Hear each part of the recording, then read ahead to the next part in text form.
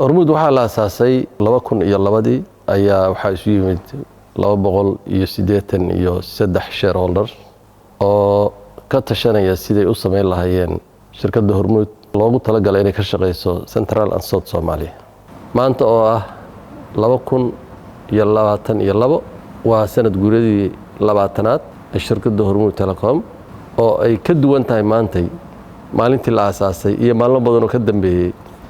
Waxaan u hambalyeeynaa shacabka Soomaaliyeed ee aaminay shirkadda Hormuud adeegeeda kuna qanacsan wadada dheer ay la soo qaadeen. waan uga mahad celinayaa waan u hambalyeeynaa. sidoo kale waxaan u hambalyeeynaa shareholder shirkadda Hormuud ee runtii ilaahay fursad uga dhigay inay maanta taagnaadaan yani waaqiciga ay shirkadda Hormuud ay joogto. sidoo kale shaqaalaha Hormuud oo iyagana aan ugu hambalyeynayo wadadii dheerood ay soo mareen inay maanta halka ay taagan tahay wanaaga badan. waxaan kaloo ilaahay ka rajeynayaa shaqaalaha Hormuud shacabka Soomaaliyeed shareholderka Hormuud in ayagana sanad guurada 4aad insha Allah ay ku gaaraan meeshaan meel ka qurux badan.